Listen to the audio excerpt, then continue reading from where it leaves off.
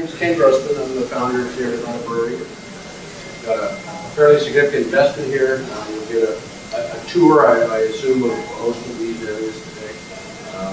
This is one of our energy management systems, the GEM system, which I'm not the expert on, but we do a lot of tracking. We've got key performance indicators throughout our facility, so we look at things like the amount of water we use per barrel of beer we produce, the amount of overtime labor in every department, the amount of trash we generate, that does the percent of power we generate.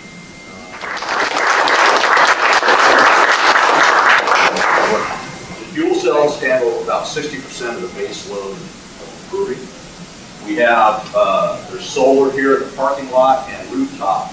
And you'll see the green line and the dark blue line are solar.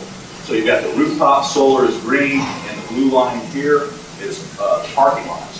So at 8 a.m., roughly, right, those are coming on. And a lot of these depend on the time of the year, the planet and equipment for the sun, and all those good things. But typically 8 a.m. to 8 p.m.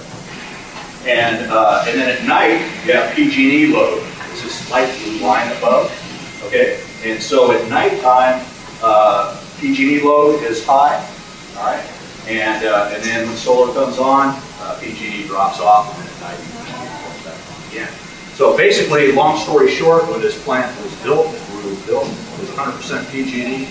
Currently today, if you fast forward, with that portfolio management of fuel cells, solar, grid-connected load, is about 15% of PG&E. And there's other efforts underway to look at energy storage, biogas, and electrical generation. It's one of the other benefits in the sustainability mission here at Sierra Nevada. We're trying to reduce the CO2 emissions footprint for the sustainability initiatives. Global warming. And within GEMS, we have a variance report capability, almost like a financial variance. So we can put the objectives here of tons per month and track that. It's automatically tracked daily. So every utility in America has to file with the federal EPA their generation portfolio, X% hydroelectric, X% coal, X% nuclear, natural gas.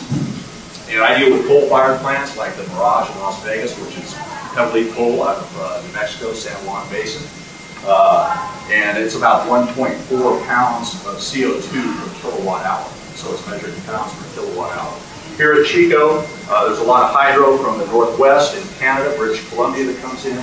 And so the emissions factors are low. It's about 0.683 pounds of CO2 per kilowatt. So those are tracked here. And then there's variance reports and other things that we won't have time to do. But in here, I just did it. These are all month to date, just like the previous one, because we're tracking every 15 minutes here. So this is updated real time every 15 minutes. So in this case, you'll see a summary of weekend, or weekday and weekend, okay? Emission tonnage, okay? And you'll see where it is to date. It's about almost 115 tons of CO2 total, okay, based upon the fact of actually 6.413. These update semi-annually, so it's a little bit lower than this mentioned. But it gives you an idea how that's tracked and correlate energy usage and CO2 emissions. We also apply this, I do this in looking at energy and water chemistry for wastewater and dissolved oxygen levels to be able to plan load shedding, time sales and operations planning. And what we're trying to do in sales and operations planning in general for brewery or anybody else, you're trying to balance supply and demand as well as volume and mix of your activities with production. So at this level, as we get down, especially into the mix level of SKUs, and how do we balance SKUs for shipments to customers and inventory management down to the micro level, down to the levels, we look at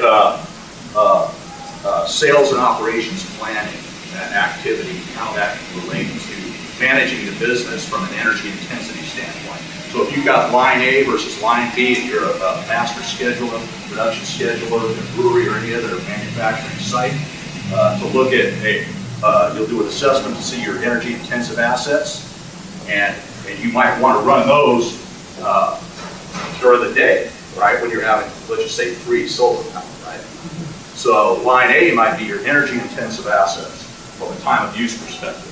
And as you look at your tariffs like PG&E, there'll be time of use provisions, you know, on-peak, off-peak, partial peak, and so forth. So and if you're scheduling production in a plant, you will want to maximize your solar output in manufacturing. And then your least energy intensive assets, you will want to run at night and schedule that at night. Okay? So it'll be less cost for one thing, you'll have less emissions impact for another.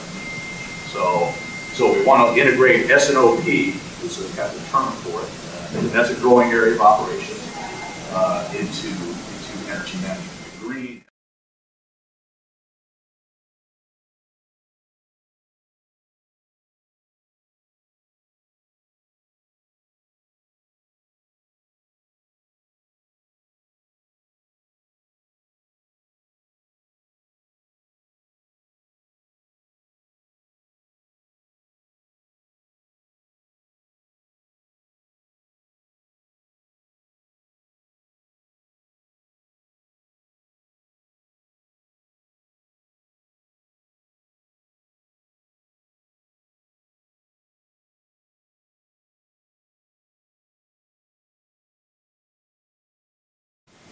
Glenn mentioned S&OPI and the sales and operations planning. We've always looked at sales and operations planning.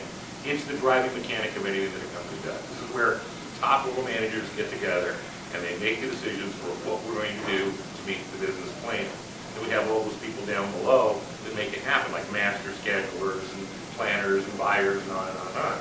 Well, we finally started to understand the importance of S&OPI, and then I started to talk to one of my best friends, Glenn here. He kept pushing his brains back, and you notice this guy's got brains. This gem stuff is magic. But he said, you know, we also need to look at it from greening, okay? And what a brilliant idea. Because the same thing you're doing in an S&OPI meeting, like, you know, how many smartphones am I making this month? Or, you know, how many particular models of this iPad or tablet am I making this month? Or how many bicycles am I making this month? And then breaking it down to the mass schedule, saying, power is the same thing, because this is what we're all about. And how we manage our water, how we manage everything, all ties together. To make a long story short, over the years, Apex has come out with a certification called CPIM, Certified Practitioner Inventory Management, and then they came out with CSCP, Certified Supply Chain Professional. One of my very, very close friends for a long period of time is Tom Wallace. Tom Wallace is the ultimate guru worldwide on S&OPI. Written more books than anybody else. He's considered the expert. And I talked to him, I said, you know, why isn't there a certification program? And none of the institutes were really thinking, they thought it was too much of a niche market. And I'm saying, are you kidding? This is what drives the company. So I started to talk to Tom, and he says, you know what, if we can make this happen, I'll work with you on this. We formed this, the whole S&OPI Institute, the Sales and Operations Planning Change Institute, based around that, and then we went to Ohio State University. Ohio State University offers the certification. And what we're doing here tonight, as a matter of fact, for those attending dinner, we're giving away a $500 certification package, which is the learning materials and stuff like that, not the certification itself, but the certification package. But Glenn offered to let me have a couple of moments to just talk to you. And